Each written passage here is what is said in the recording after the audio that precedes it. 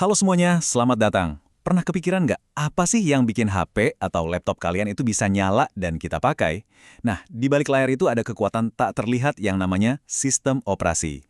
Hari ini kita bakal ngobrolin soal itu, khusus buat kalian, anak-anak SMP, biar makin jago dan siap buat dunia kerja nanti. Oke, jadi ini peta perjalanan kita hari ini. Kita mulai dari yang paling dasar, apa itu sistem operasi, terus kita bedah jantungnya, si kernel, habis itu kita lihat siapa aja sih pemain utamanya, dan yang paling seru kita bakal adu langsung Windows lawan Linux, biar kalian nanti nggak bingung lagi, mau pilih yang mana. Oke, kita masuk bagian pertama. Apa sih sebenarnya sistem operasi itu? Yuk kita kenalan dulu sama jiwanya mesin ini, biar kita semua ngomongin hal yang sama. Coba dibayangin, komputer itu kan isinya cuma besi, plastik, sama kabel-kabel. Kalau nggak ada software, benda canggih itu ya cuma jadi ganjalan pintu doang kan? Bener-bener nggak berguna. Dia butuh sesuatu buat ngasih nyawa.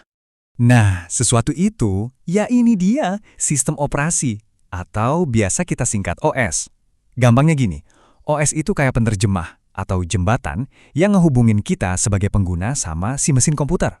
Dia yang pertama kali melek pas komputer dinyalain, yang bikin tumpukan logam tadi jadi alat canggih yang bisa kita pakai.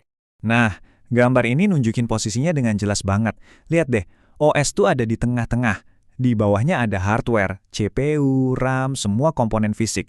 Di atasnya ada aplikasi yang kita pakai sehari-hari, kayak buat ngetik atau buat kalian yang ngoding ada compiler. Jadi, OS inilah yang jadi perantara. Kita ngasih perintah ke aplikasi, aplikasi ngomong ke OS, terus OS yang bisikin ke hardware harus ngapain. Simpelnya gitu.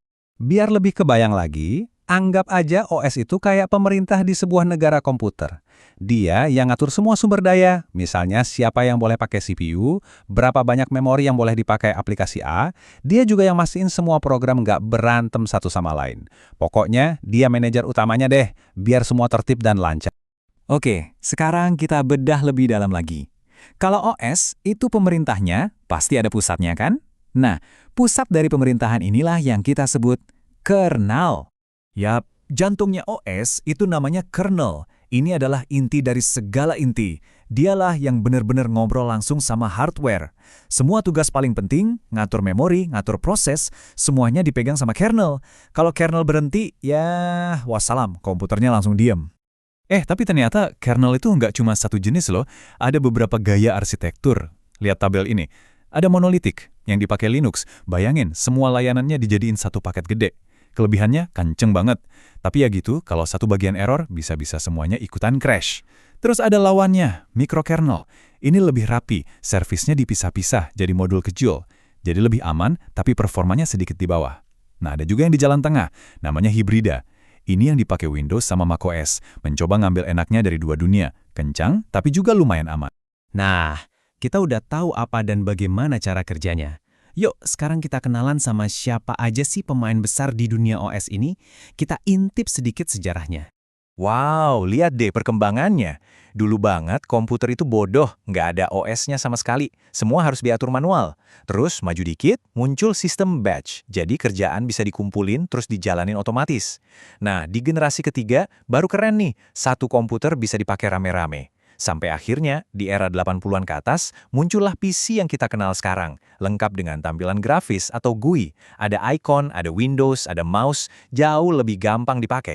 Dan sekarang, wah, OS ada di mana-mana, dan macem-macem banget. Buat laptop kita ada Windows, macOS, sama Linux. Buat HP, ada Android sama iOS. Buat server gede yang ngejalanin internet, kebanyakan pakai Linux atau Windows Server. Bahkan di mobil atau kulkas pinter pun ada OS-nya sendiri. Oke, sekarang kita masuk ke menu utama. Duel klasik Windows lawan Linux. Buat kalian anak IT, ini penting banget buat dipahami. Karena dua-duanya bakal sering kalian temuin di dunia kerja. Kita bandingin dari performa dulu ya.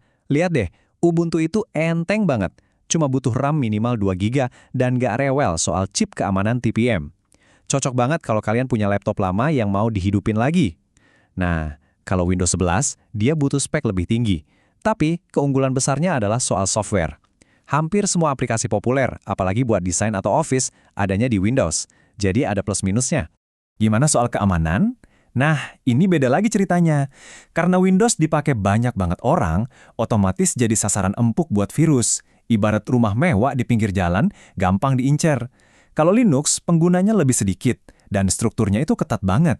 Kita nggak bisa asal-asalan ngubah file system. Harus pakai password super user. Ini yang bikin Linux dari sananya udah lebih aman. Sekarang, ngomongin dompet. Soal biaya, ini sih jelas banget bedanya. Linux Ubuntu itu gratis, 0 rupiah. Bener-bener open source. Software tambahannya juga kebanyakan gratis. Kalau Windows, ya kita harus beli lisensinya. Belum lagi software kayak Microsoft Office, biasanya bayar lagi. Jadi buat yang budgetnya terbatas, Linux jelas menang telak di sini.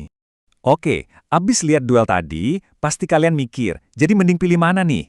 Yuk kita cari jawabannya bareng-bareng, kita sesuaikan sama kebutuhan kalian sebagai pelajar dan calon profesional IT. Nah, ini yang paling penting buat ingat. Nggak ada tuh OS yang paling super di segala hal. Nggak ada. Yang ada adalah OS yang paling pas buat kebutuhan kita. Jadi gini aja patokannya. Kalau kalian butuh banget pakai software kayak Adobe, AutoCAD, atau Microsoft Office, ya mau nggak mau pilihannya ke Windows. Buat yang suka ngegame juga, Windows lebih kompatibel. Tapi kalau kalian fokusnya mau jadi programmer, ngurusin jaringan, atau mau belajar jadi admin sistem, Linux itu surganya. Lebih stabil, aman, efisien, dan yang pasti gratis. Cocok banget buat ngoprek dan belajar. Sebagai penutup, coba kita mikir ke depan deh. Sekarang kan lagi rame banget soal AI, soal komputasi cloud. Kira-kira OS di masa depan bakal kayak gimana ya? Bakal jadi makin pinter, makin aman, atau malah dua-duanya? Coba deh kalian pikirin. Oke, sekian dulu pembahasan kita kali ini. Terima kasih banyak sudah menyimak.